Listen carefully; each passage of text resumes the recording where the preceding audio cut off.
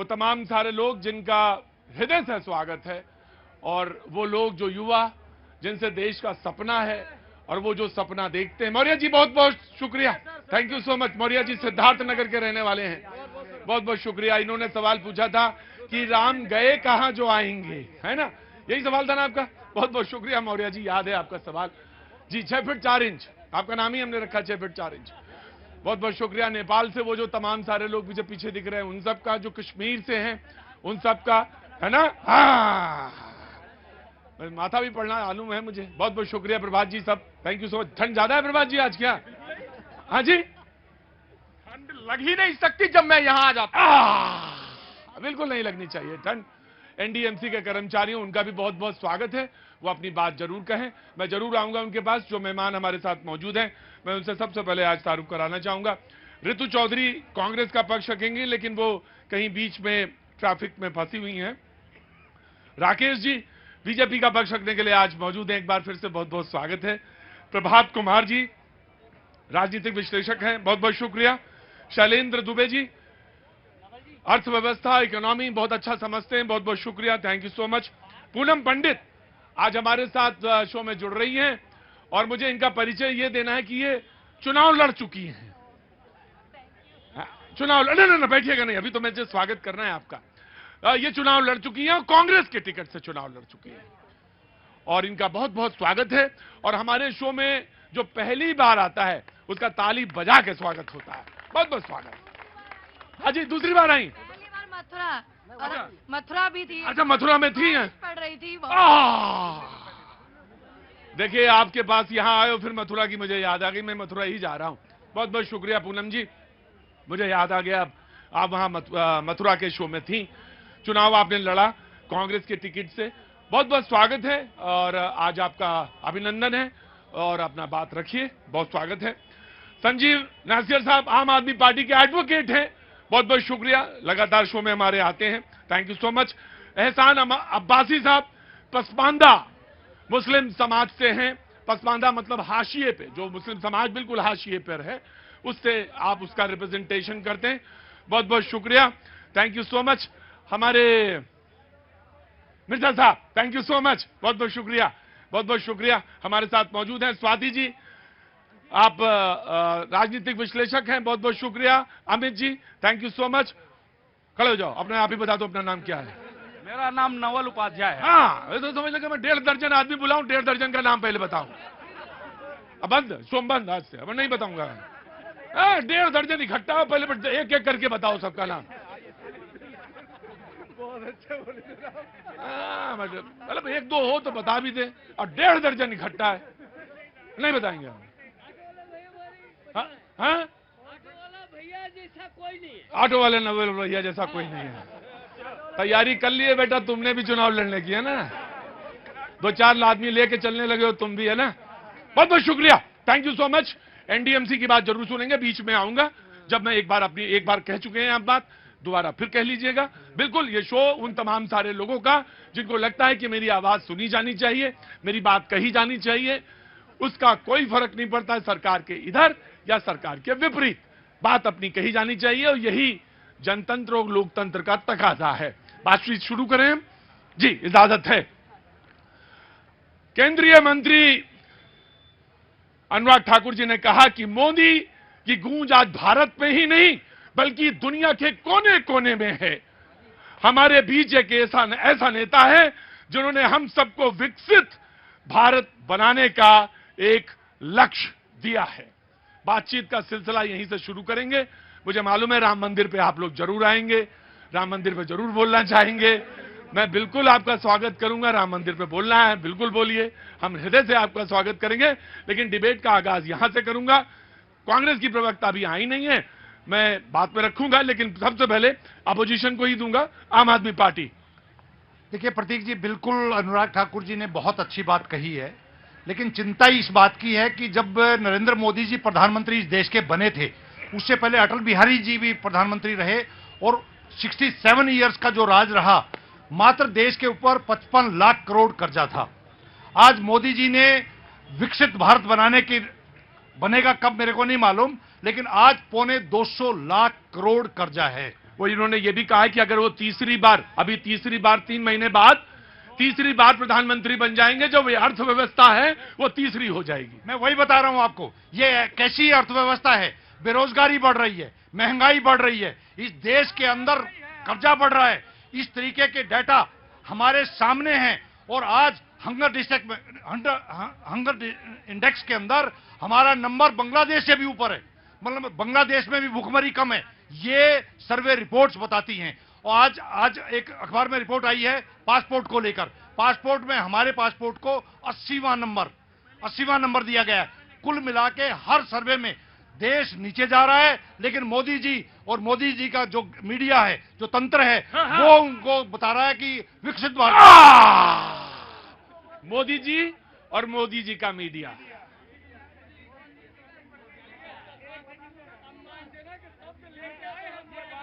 देखिए, कहने का तो हक है, बोलने का तो हक है, और विपक्ष अगर ना बोले तो मैं सबसे बुजुर्ग जिन्होंने हाथ उठाया, मैं उनके पास इसलिए जाना चाहता हूं। आना रहा हूं, तुम्हारी उम्र से वो दुगने हैं। मैं इसलिए आपके पास आना चाहता हूं कि मैं ठंडी में ज्यादा देर आपको खड़ा नहीं रखना चाहता। मैं चाहता हूं कि जल्दी कुछ बोलें, फिर उसके बाद आप घर जाएं। जी, क्या नाम है साहब? सर, मैं भी प्रिंट मीडिया से बिलोंग करता हूँ। पहले तो मैं आपको बहुत प्रणाम करता हूं। रिटायरमेंट 215 2015 में रिटायर हुए और as a camera operator. A cameraman person. बहुत बहुत स्वागत है आपका। मैंने 94 से लेकिन पीक 204 और उछाल 2014 से लेकर अब कुरुक्षेत्र कनॉट प्लेस। सारा नक्शा खींच दिया इन्होंने मेरा। बोले 2004 में उठान, 2014 से फिर एकदम यूं। तो बुजुर्ग है हमारी पत्रकारिता से, कैमरामैन से ने, तो मैं स्वागत भी करता हूं उनका। और सर 1-2 लाइन राम के लिए जरूर कहिए। भाई रे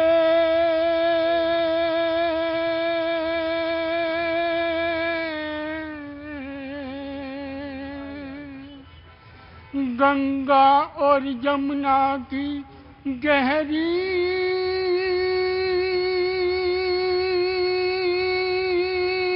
है धार, आगे और पीछे जाना है राम के द्वार। बहुत बहुत स्वागत है। मैं माता की, भारत माता की। बहुत बहुत स्वागत है। मैं चाहता हूं कि आपको थोड़ी सा जगह मिल जाए तो बैठिए, अच्छा लगेगा। आप हमारी इंडस्ट्री से हैं, कैमरा पर्सन रहे, थोड़ा सा नीचे कर लीजिए रस्सी, उनको बैठाने की व्यवस्था करिए। और नसीर साहब ने कहा कि हमारा पासपोर्ट में 80वां स्थान है। हंगर इंडेक्स का नाम भी इन्होंने ले लिया। इन्होंने कहा कि कैसे विकसित भारत, कौन सा विकसित भारत। छोटा छोटा जवाब देंगे पहले शैलेंद्र जी से, देन आप मुस्कुरा रही हैं, वजह मैं जानना चाहूंगा। जी, मैं अंतिम जो इनका जो वाक्य था वहां से शुरुआत करूंगा। मोदी जी का मीडिया, अरे भैया आपसे उद्घाटन करवा दे मीडिया बात रखने का, फिर भी मोदी जी का मीडिया जो। और क्या कहते हो, माइक पकड़ा दें क्या आपको? नहीं, माइक तो नहीं दिया सकता, माइक तो नहीं दिया जा सकता। तार्किक बात पे आता हूं। बात करते हैं कर्जे की। क्योंकि अर्थव्यवस्था वही आदमी बात कर सकता है जो बैलेंस शीट को पूरी तरह पढ़े। 5 बड़ी अर्थव्यवस्थाएं हैं। पहले नंबर पे यूएस है, दूसरे नंबर पे चाइना है, तीसरे नंबर पे जापान है, चौथे नंबर पे जर्मनी है, 5वें नंबर पे इंडिया है। सबसे ज्यादा कर्ज किसके ऊपर है? जापान के ऊपर है, 263% जीडीपी का। क्या वो भला कंगाल हो रहा है क्या? यूएस के ऊपर इंडिया से ज्यादा है, चाइना के ऊपर इंडिया से ज्यादा है, जर्मनी के ऊपर इंडिया से ज्यादा है। अरे कौन सा भाई तर्क दे रहे हैं आप? तो आधी अधूरी जापान का और चाइना का पर कैपिटा इनकम, आप अर्थशास्त्री है ना, बताइए पर कैपिटा इंडिया का कितना है? आराम से बैठिए, आराम से। बात वही है ना कि हमें अपनी सुविधा के मुताबिक जो चीज पकड़नी है। अरे भैया, जो पर कैपिटा इनकम की बात करते हैं तो हमें हमेशा ये देखना पड़ेगा पहले की तुलना में हमारी पर कैपिटा इनकम 2 गुने से ज्यादा हो गई है। पहले हम 83 थे पासपोर्ट में, अब हम 80 हो गए हैं। उसका भी मैं बता देता हूँ। थोड़ा धीरे धीरे चल रहे। नहीं, धीमे धीमे देखिए, ऐसा है ना, आप होलिस्टिक उसमें देखना पड़ेगा। अभी आपने 100 इंडेक्स की बात की। एक ऐसी एजेंसी जो 2500 के सैंपल पे कोई सर्वे कर देती है और पाकिस्तान को भी हमसे ऊपर दिखाती है, जिसको हमने जो है भुखमरी के दौर में दुनिया का अनाज सप्लाई किया था, तो उसकी विश्वसनीयता पे जो प्रश्न खड़ा होगा या नहीं होगा? तो उसकी विश्वसनीयता पर प्रश्न चिन्ह खड़ा होगा कि नहीं? मौर्य जी सवाल तैयार करके आए हैं आज? बिल्कुल तैयार रहिएगा, नंबर आएगा जी। रुकता नहीं तमाशा, रहता है खेल जारी, उस पे कमाल ये कि दिखता नहीं मदारी, दुनिया के खेल का है क्या आंकड़े जमूरे, जितना बड़ा तमाशा उतना बड़ा मदारी। क्या बात है जी। ये क्या बात कर रहे हैं और क्या कहते हैं, इन लोगों की बात जो है और जो वास्तविकता है वो बिल्कुल ही उलट पुलट, बिल्कुल ही विपरीत है। मैं बिल्कुल स्पष्ट कर, आप ही की बात कर रहे हैं, आप ही की बात कर रही हैं। ये वही है ना, सारे बातों में खोज के अपने मतलब की बात निकाल देना है। जनता के मतलब की बात तो करनी नहीं है, सिर्फ अपने मतलब की बात को निकाल लेना है। ये पासपोर्ट की बात कर रहे हैं, आप ये भी बता दीजिए कि पहले क्या स्थिति थी और आज किन किन देशों ने ऑन अराइवल वीजा फ्री किया है। आप ये जानकारी भी रखिए, अधूरी जानकारी मत दिया। देखिए, अधूरी जानकारी मत रखिए। हाँ जी, मैं आ रहा हूं, मैं आऊंगा, एक एक करके आऊंगा जी। प्रभात जी जी। नहीं, अभी स्वाति जी ने बड़ी अच्छी लाइनें पढ़ी और मैं बड़ा हृदय से आभारी हूं कि ऐसी लाइन इन्होंने सुनाई। लेकिन ये मदारी का जो खेल चल रहा है, यही तो ये कह रहे थे, इन्होंने यही खेल कहा। हाँ, अरे ठीक है, पूरा समझ गए। एक्चुअल जब इन्होंने अंधा बांटे रेवड़ी आपे ले, मोदी जी का मीडिया, जब ये बोला गया मोदी जी का मीडिया, प्रतीक भाई ये इसलिए बोला जाता है ना, मैं समझ रहा हूं, विपक्ष नहीं, ये देश बोलने पर विवश हो जाता है। जब आकर के लोग बैलेंस शीट दिखाते हैं और मीडिया उसमें गुणगान करना शुरू कर देती है। आज राम मंदिर की बात हो रही है, सारे मीडिया चैनल पे राम मंदिर चल रहा है। मैं पूछता हूं, मोदी जी बड़े या हमारे शंकराचार्य बड़े, जो धर्म के पीठ पर बैठे हुए हैं? और अगर शंकराचार्य से बड़े मोदी जी एक हैं, बात बताओ, बड़े भोले नजर आते हो यार तुम। बीच में आओ जा चौराहे में, रोज 3-4 दिन से रोज शंकराचार्य। आप ही तो जो जिनको कि राम के अस्तित्व पर संदेह था। जवाब ले लीजिए, अब शंकराचार्य भी अच्छे लगने लगे हैं। जवाब ले लीजिए, प्रश्न पूछा। रसोई घर बना करके गृह प्रवेश नहीं किया जाता प्रतीक भाई। इन्होंने अधूरा राम मंदिर बना करके प्रवेश, अरे क्या जल्दी कह रहे हैं कि रुकिए, कह रहे हैं रसोई घर बना के गृह प्रवेश नहीं किया जाता। अरे पंडित जी, रसोई बना के ही गृह प्रवेश किया जाता। अरे हुजूर आली, शास्त्रार्थ करोगे तो तैयार। मैं तो कह रहा हूं, रुको, राम का विरोध। राम जी के बारे में कहा जाता है, निर्मल मंजन सो मोहि पावा, मोहि कबर छल छत्र बाबा। हमें राम सिखाओगे? राम जी के बारे में कहा, राम नाम की लूट है, लूट सके तो लूट, अंतकाल बसताएगा, प्राण जाएंगे।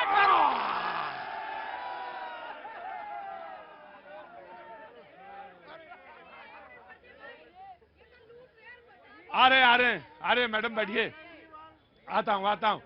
कांग्रेस की प्रवक्ता का पहले बहुत बहुत स्वागत है।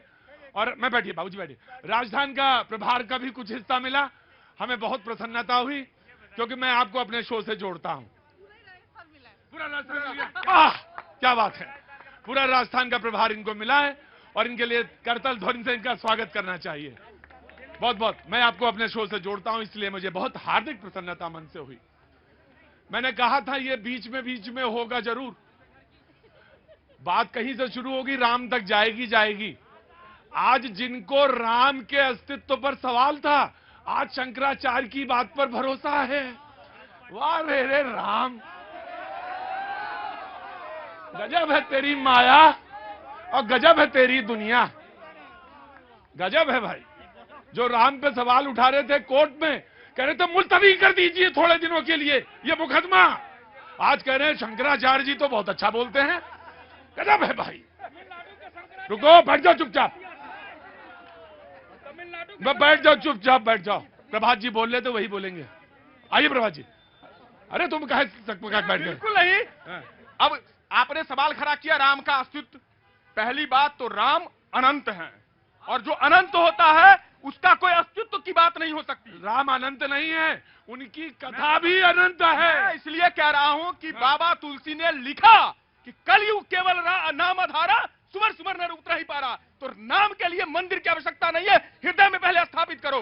बाबा तुलसी ने लिखा कि कहत गावत कहत सुसुरत समझत परम पद न पावही, रघुवीर पद पात हो जब कर दास तुलसी गावही। बाबा तुलसी ने लिखा कि राम रामेति रामेति रमे रामे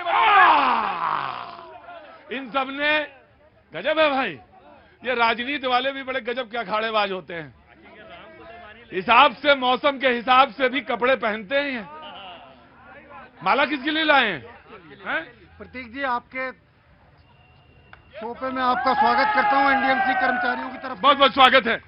लेकिन ये आपके माध्यम से एक बात मैं एनडीएमसी के उपाध्यक्ष श्री वो तो मुझे मालूम था, आजकल फ्री में माला तो कोई पहनाता ही नहीं है, वो तो मुझे मालूम है। यहां तो जब राम को नहीं छोड़ा लोगों ने, तो राम के दास को क्या छोड़ेंगे? ये जमाना ही नहीं है भाई साहब। माला पहना दीजिए और उसके बाद बात कहिए। लेकिन मैं वो हूं जो बात पूरी सुनूंगा आपकी। मैं से मेरा मतलब है, मेरे जैसे सहयोगी बहुत सारे लोग काम करते हैं टेलीविजन में, बात सुनेंगे आपकी। बहुत जल्दी से बात कहिए, फिर मैं उधर जाऊंगा। जी बोलिए बाबूजी। नगर पालिका के उपाध्यक्ष श्री सतीश उपाध्याय जी को मैं आपके माध्यम से संदेश देना चाहता हूं कि ये टीएमआर कर्मचारी जो कच्चे कर्मचारी हैं, इनको 2014 से ये कार्यरत हैं और इनको परमानेंट करने की कृपा की जाए। धन्यवाद। जरूर करना चाहिए, बिल्कुल करना चाहिए, और ये जल्दी से जल्दी हो तो बहुत अच्छा है। कांग्रेस की प्रवक्ता आ गई है, डिबेट को एक बार फिर से मैं कोशिश करूंगा कि वहीं ले जाऊं जहां से मैंने शुरू किया था। अनुराग ठाकुर जी ने कहा कि मोदी मोदी की गूंज आज भारत में नहीं बल्कि दुनिया में कोने कोने में हमारे बीच एक ऐसा नेता है जिनको हम सब विकसित भारत बनाने का एक लक्ष्य दिया है। हमारे सामने सबसे बड़ा लक्ष्य है विकसित भारत बनाना। कांग्रेस की प्रवक्ता और फिर बीजेपी वाले प्रवक्ता, आराम से ना बैठिए जी। देखिए, वो नेहरू थे जिन्होंने भारत को लाके खड़ा किया कि ये विकासशील देशों की पंक्ति में खड़ा हुआ है। ये नेहरू थे जिन्होंने, जो मोदी जी जो आज देश संभाल रहे हैं ना, वो देश जो बना के दिया ना, वो नेहरू जी ने दिया था। वो उनका विजन था कि ये देश अमेरिका के बराबर आना चाहिए। अमेरिका महाशक्ति नहीं, भारत महाशक्ति होना चाहिए।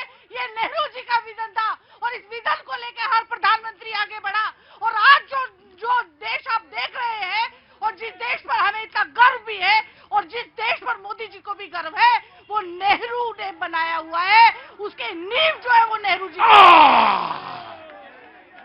कहां जाना हुआ बहन तुम्हारा? कहां जाना हुआ? हाँ जी, कानपुर से। आज कानपुर वाले बहुत आते हैं लोग, आजकल बहुत ज्यादा आते हैं जी। रुको, आराम से प्लीज कम।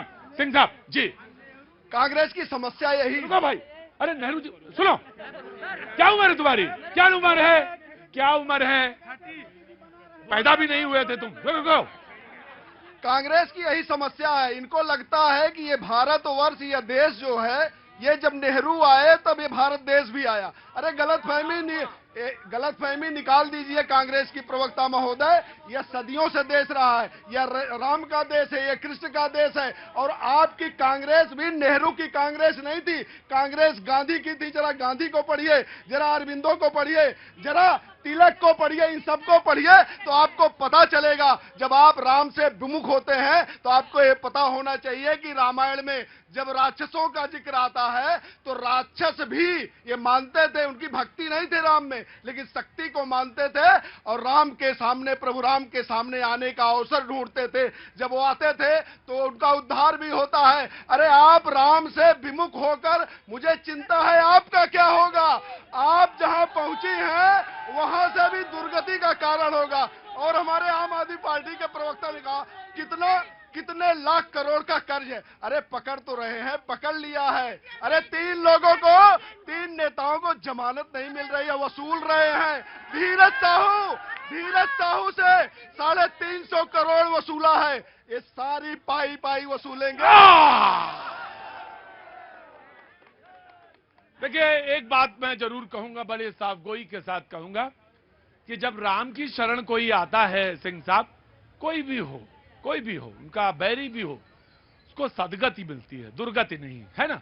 तो मैं यही कहूंगा कि सबकी सदगति हो, दुर्गति किसी की नहीं। राम मतलब, अरे बोलो, बताओ मोदी जी का ना क्या सस्ता हो गया तुम्हारा? हाँ बोलो। मैं ये कहना चाहती हूँ जो मोदी के बारे में बुराई कर रहा है ना, चुल्लू भर पानी में डूब मर जाओ। 550 वर्ष के बाद आ रहा है, तुम्हें सब खुशी नहीं है क्या? क्यों नहीं है? तो राम का माला ना जपो। फिरोज गांधी है, Firoz Gandhi.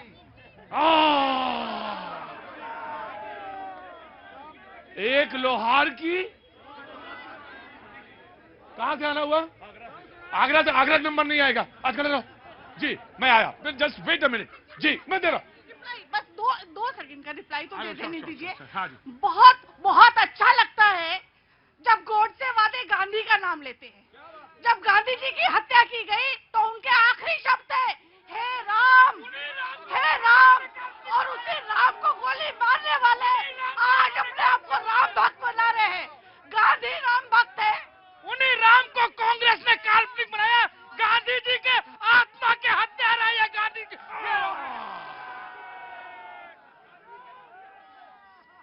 Settle down please, settle down please, settle down, settle down please, बैठिए। सच बताएं, जो राम भक्त होगा, असली राम भक्त होगा, जो इस प्रोग्राम में उसकी शायद तो कोई इंटरेस्ट ही नहीं होगा, जो असल में राम का प्रेमी है, वो प्रोग्राम ये देख ही नहीं रहा होगा। लेकिन अगर उसको भूल से उसकी नजर अगर इस पे पड़ जाएगी, भैया मुझे कोई गलतफहमी नहीं है, अगर भूल से भी इस प्रोग्राम के फ्रेम पे नजर पड़ गई होगी किसी राम प्रेमी की, कहीं वो सोच रहे होगा, वो व्यक्ति सोच रहा होगा, वो राम भक्त सोच रहा होगा, ये कैसा व्यक्ति है जिसके हाथ में माइक है, ये कैसे लोग हैं जो राम पर बहस कर रहे हैं। वो व्यक्ति जो इस देश की पहचान है, कोई संदेह नहीं है इसमें, वो हमारा पुरखा है। तुम भगवान मानो ना मानो, चलेगा चलेगा। मैं आ गया, मुझे मालूम है आपको बोलना है, लेकिन वो हमारी आत्मा है, हृदय नहीं, आत्मा है वो हमारी, इसमें कहीं कोई संदेह है ही नहीं। आप भगवान मानो या ना मानो, मर्यादा पुरुषोत्तम मानो, इतना कहो मैं आया, लेकिन इतना तो रखोगे क्या कि उस पर ये बहस कर रहे हैं, राम पर बहस कर रहे हैं जो इस देश की पहचान है। मैं आया जी। मैं बस इतना बोलूंगी इनको कि जिन्हें राम का रह नहीं पता, राम है क्या, जय श्री राम, जय सिया राम हर उस व्यक्ति के हृदय में जिसने भारत में जन्म लिया। और दूसरी बात, इनके हम बोलेंगे जय सिया राम तो उसमें राम वास करेंगे, ये बोलेंगे गुस्से में जय श्री राम, उसमें सब कुछ है लेकिन उसमें सिर्फ राम नहीं है, क्योंकि इनका अहंकार है। ये हमारे सिया राम है और पहले हमारे सनातन धर्म में। भाई एक मिनट रुको, रिएक्शन नहीं। राम ही केवल प्रेम प्यारा, जान लो सो जानन हारा। मेरी बात सुनो। बोले राम सकोप, तब वो बहुत बात की बात है, पहले कई कांड आएंगे उसके। भाई मुझे मजबूरन इधर आना पड़ा। मैं नहीं भैया, ये नहीं बता दूं इनको कि मैं आपको बता दूं, इतना राम को आपने नहीं पढ़ा होगा जितना आप यहाँ पर एक चापलूसी करने लगे हैं। अगर हम बात करें इस मुद्दे पर देश के, तो हम उस पर बात करते हैं। ये देखिए 2000 बच्चों को लेकर के दिल्ली में बैठे हुए, वर्दी नहीं दे रही है सरकार। ये जो रामदेव जी आए हुए हैं आंदोलनकारी आर्मी के, इस मुद्दे पे बात कीजिए। राम मंदिर के सबसे पहले जो दरवाजे खोले थे पूर्व प्रधानमंत्री राजीव गांधी जी ने खोले थे। इस बात को आप लोग जान लेना कि पूर्व प्रधानमंत्री राजीव गांधी जी ने दरवाजे खोले थे। और दूसरी बात, आज जिस देश में आप हो उसको बना करके जो दिया वो नेहरू, गांधी, सुभाष पटेल, गांधी न जाने कितने नाम खास है।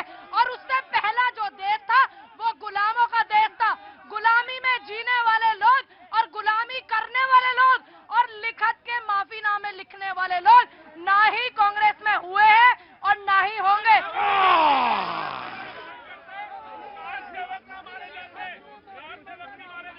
क्या हुआ? 1988 में जब ताले खोले राजीव गांधी जी ने, तो मंदिर का भी आह्वान करते तो कार सेवक नहीं मारे जाते, बच जाती उनकी शहादत। और देश में एक अलग विडंबना चल रही है, जो तिलक लगा है वो भाजपा का नजदीकिया, और जो राम मंदिर की बात करे वो है गोदी मीडिया। आपको सत्य तो स्वीकार करना नहीं है। हमें तो विश्वास था काम सारे के सारे देश विदेश में होते जाएंगे, मोदी जी कुछ ना करके बहुत कुछ कर जाएंगे। होगी देशों विदेशों में वाह, पर कुछ आप जैसे ही मोदी के कार्य का विकास का मजाक उड़ाएंगे। नहीं, यह जवाबी कीर्तन नहीं है। बैठिए।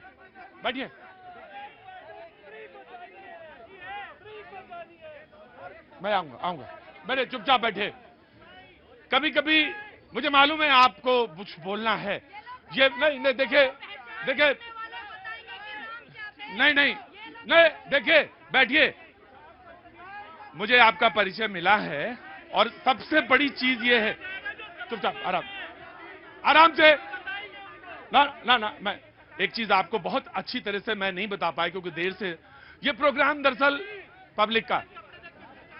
हाँ ठीक है, मैं सुनूंगा। ये जनता का है शो और जनता ही यहाँ पे सर्वोपरि है। ना तो कोई आपका जवाब किसी जनता ने ही दिया और कोई चापलूसी के लिए यहाँ नहीं आता और चापलूसी करके कोई प्रधानमंत्री थोड़ी बन जाएगा, है ना जी। कोई जब मैं आ रहा हूँ अनवर, आ रहा हूँ, तुमसे जरूर सुनूंगा। हाँ बिल्कुल, जय श्री राम पे सुनूंगा अनवर, और मैं आज आपसे भी सुनूंगा, बिल्कुल सुनूंगा जी। पहले बहन की बात, कहां से आना हुआ? मैं आजमगढ़ की। क्या नाम है? मीना मिश्रा। मीना जी कैसे आना हुआ यहाँ? बस आपका शो देख। बहुत अच्छी बात, आगे आ जाइए, थोड़ा सा लेफ्ट हो जाओ, महिला को थोड़ा रास्ता दिया करो। कैसे राम भक्त हो? सर पहले तो सबको यथोचित यहाँ पे जितने लोग हैं आपको भी बहुत बहुत प्रणाम, बहुत बहुत शुभकामनाएं और नववर्ष की मंगल कामनाएं। अनवर जाना नहीं, निराश मत हो जी। कोई धक्का दे रहा है मुझे, गिर जाऊंगे नीचे जी। सर मुझे इन सब मुद्दों से हटके कुछ और कहना था जी। सर अभी जैसे हम लोग के सवर्णों में भी गरीब होते हैं, काफी गरीब होते हैं, आरक्षण भी उनको नहीं मिलता है, तो एजुकेशन लोन लेते हैं। तो मुझे आपके माध्यम से ये सरकार तक पहुंचाना था कि जैसे ये लेने के बाद, हाँ एजुकेशन लोन लेने के बाद इसका जो इंटरेस्ट होता है बहुत ज्यादा होता है, उसको सरकार थोड़ी कम कर दे ताकि नहीं मुफ्त नहीं मांगा इन्होंने। हाँ एक मिनट बोले दीजिए। सर थोड़ी कम कर देगी ना। बहन क्या नाम था आपका? मीना मिश्रा। मीना जी आपका रियल इशू है। और एक बात और बता दूं, मैं कोई नहीं, मैं तो क्या पिद्दी का शोरबा। मैं एक बात कह सकता हूं, इतने लोग जो यहाँ पे खड़े हैं उनमें से अगर 10 सबसे बड़े राम भक्त छांटे जाएंगे उसमें से सबसे ऊपर आप होंगी, जो जीवन की सच्चाई को सामने लाके रख सके, जिसके आंख में पानी इसलिए आ जाए कि कहीं कोई तो होगा जो चिराग जला के पढ़ रहा होगा, जिसके पास इस बात पे कंधे झुके होंगे कि मेरा बाप कैसे कमाता है और मैं कैसे लाके इसको कैसे कर्ज पूरा करूंगा। मैं समझता हूं आपकी भावनाओं को और मैं समझता हूं बहन, मैं बिल्कुल अच्छी तरह से समझता हूं सारी चीजें। वहीं से निकल के आया हूं, कोई बड़े शहर में नहीं पैदा हुए, बहुत छोटे से शहर में मैं पैदा हुआ हूं। मैं वहीं से सारी चीजें डिराइव की हैं। तो मैं आपकी भावनाओं को, लोन जो है, एजुकेशन लोन जो है वो भी ज्यादा लग रहा है, उसको कुछ कम किया जाना चाहिए। जी क्या नाम है आपका? मेरा नाम राजकुमारी शुक्ला है, मैं कानपुर की हूँ। हाँ वो तो मैं समझ गया था। पर मैं एक बात कहना चाहती हूँ, यहाँ तो सारे लोग सकलांग हैं, मैं विकलांगों की नेता हूँ। मैं दिव्यांगों की विकलांग जी, क्योंकि दिव्यांग बना देंगे तो फिर हम तो देवता हो गए। जो विकलांग है फिर देवता हो गया, फिर उसे वो दिव्य है, फिर उसे कुछ करने की जरूरत क्या है? विकलांग का मतलब जिसका अंग व्याकुल हो कुछ करने के लिए, सरकार कोई मौके नहीं देती। उनके लिए रेहड़ी पट्टी में व्यवस्था होना चाहिए, उनके लिए रोजगार की व्यवस्था होना चाहिए। इतनी सरकारें आई और गई, पर किसी ने भी विकलांगों के हक के लिए आवाज ना तो लोकसभा में ना विधानसभा में, परसेंटेज नहीं बताते। विकलांगों के लिए कुछ नहीं सरकार कर रही है, हर सरकार इसी तरह से रही है, पर विकलांगों के लिए किसी ने कुछ नहीं किया। मैं तो एक ही चीज मांगूंगी कि जो वृद्ध, विधवा, विकलांग और जो किन्नर है हमारे देश का, वो समाज का सबसे दवा, मतलब किन्नर मान लीजिए आप पैसा नहीं, किन्नर को किन्नर ही बोलिए, मुझे समझ रहा, वो भी हाशिए पे है, वो भी हाशिए पर है। तो मैं उनकी डिमांड चाहूंगी सरकार से कि लोकसभा, विधानसभा में इनकी भागीदारी होनी चाहिए, ताकि वो अपने हक की लड़ाई लड़ सके और लड़ के मांग सके, अपने अधिकार वो बना सके। मैं यही डिमांड। मैं आपको बताऊं, ये तय करना बड़ा मुश्किल होगा कि पहले नंबर पे राम भक्त मैं आपको रखूं या इनको रखूं? आप दोनों लोग बराबर बराबर हैं। दोनों लोग बराबर बराबर पे हैं, बिल्कुल बराबर बराबर पे हैं। और जो बाकी लोग हैं वो तो मालूम है मुझे, कहेंगे जय श्री राम।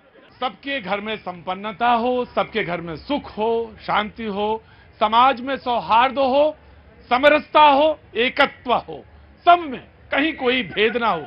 जो खाई हैं वो कम हो अमीर गरीब की, वो खाइयां कम होनी चाहिए। समाज में समरसता का भाव होना चाहिए। ये बात है, ये भाव है, मेरा भाव है, कम से कम मैंने अपनी बात रखी। लेकिन मुझे जब ये रामचरितमानस की पंक्तियां ये एवी ब्रदर्स और राहुल गा रहे थे तो सबसे मालूम है सबसे ज्यादा प्रसन्न कौन हो रहा था?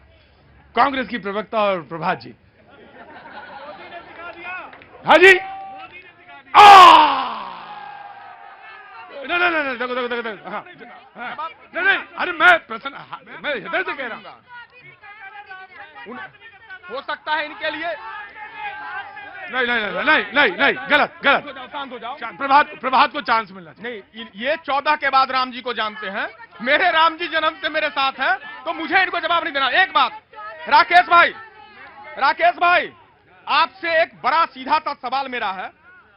जब मैं ब्रेक में बाहर गया था तो मेरे मन में ये बात आई कि मैं अगर पूछ लूं राकेश भाई से, 1961 में बिना एक गोली चलाए पुर्तगालियों से गोवा को हमने आजाद करवाया, उसके नाम पर वोट नहीं मांगा।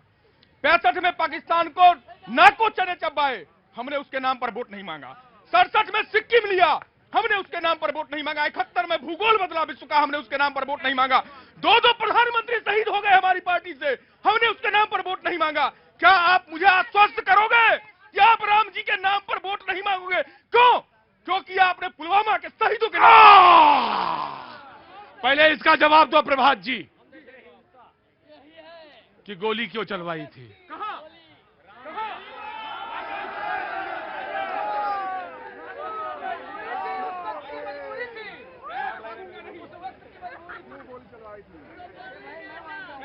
और अगर सौहार्द पैदा नहीं कर सकते थे तो वैमनस्यता इतनी क्यों पैदा हुई? ये वैमनस्यता जिन्होंने पैदा की 1925 से लेकर के शुरुआत करी थी और आज देश को उस हालत में डाल दिया। एक भाई दूसरे भाई का दुश्मन बना घूम रहा है, ये हालत इन्होंने कर दिया। एक भाई को दूर हटो। देखिए प्रतीक जी, बीच में डिबेट में आपने 2 महिलाओं से बातें पूछी। एक्चुअल में मैंने कल भी कहा था, देश को राम राज्य चाहिए। राम के नाम पे हम छोटे छोटे थे तो एक दूसरे को राम राम जी बोलते थे, और ये भारतीय जनता पार्टी है जिसने जय श्री अपना और राम एक रह गया। सुबह से शाम तक 50 बार राम राम बोलते थे तो 100 बार राम का नाम लिया जाता था। ये भारतीय जनता पार्टी राजनीति करना चाहती है, ये पाप कर रही है। ठीक। आप पुण्य कर रहे थे, राम जी को जो काल्पनिक बता के आप पुण्य का काम कर रहे थे इस देश में। मैं एक बात और कहूंगा, मैं कहना चाहता हूं, आप चुप रहिए।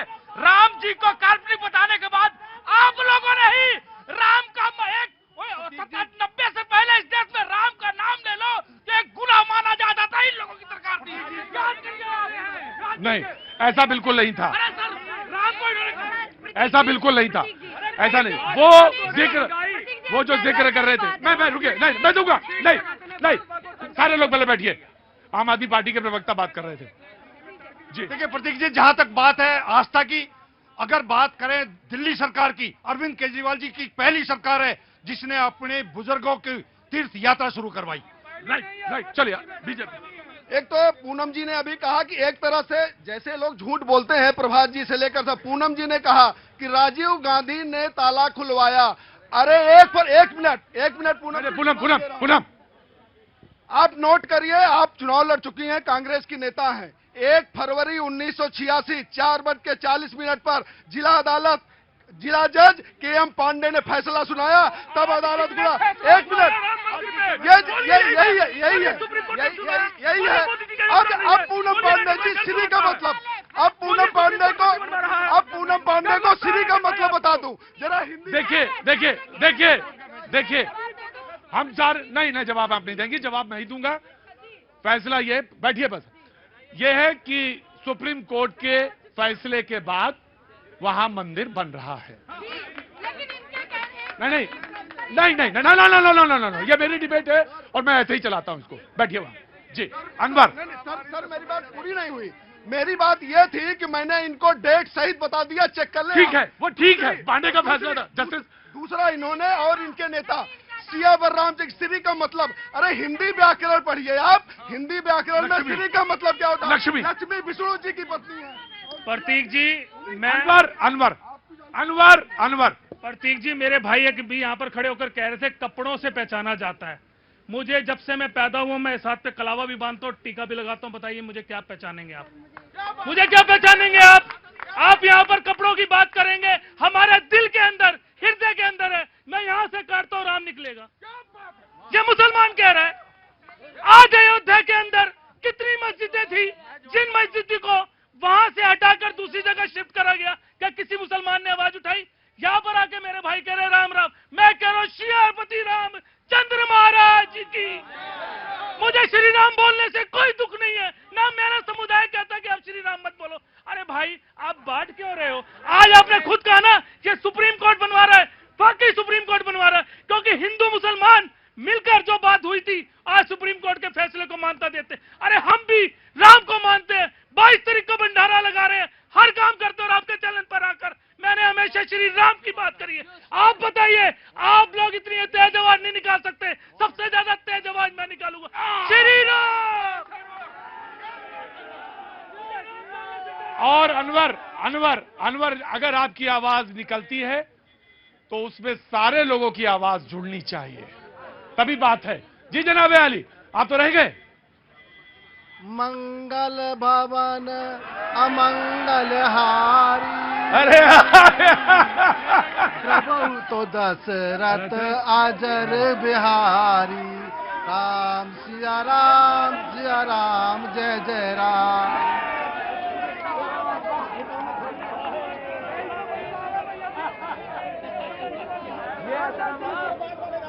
फिर से बोलिए। मंगल नहीं, मन हो तो बोलिए। नहीं तो कहेंगे ये एंकर ऐसा गड़बड़ है, ये बुलवाता है जानबूझ के। एक बात आज बहुत अच्छी लगी अनवर की, बहुत अच्छी बात कही आपने, बहुत अच्छी बात कही अनवर। ये लीजिए माला, आज आप बहुत अच्छी बात कही आपने, बोलिए। मंगल भवन आगे बोलिए। मंगल हारी, द्रबहु तो दशरथ अजर बिहारी, राम सिया राम जय जय राम। रघुकुल रीत सदा चल आई, प्राण जाए पर वचन न जाई, राम सिया राम जय जय राम। आज आपके माध्यम से पूरे देशवासियों को और खासकर उत्तर प्रदेश के वासियों से, मुस्लिम समाज से मैं अपील करता हूं कि 22 जनवरी को ये महापर्व आ रहा है, तो अपने उस दिन आप उस दिन मांस की दुकानें बंद करें, होटल बंद करें, पकवान बनाएं और अपने पड़ोसी को पकवान खिलाएं।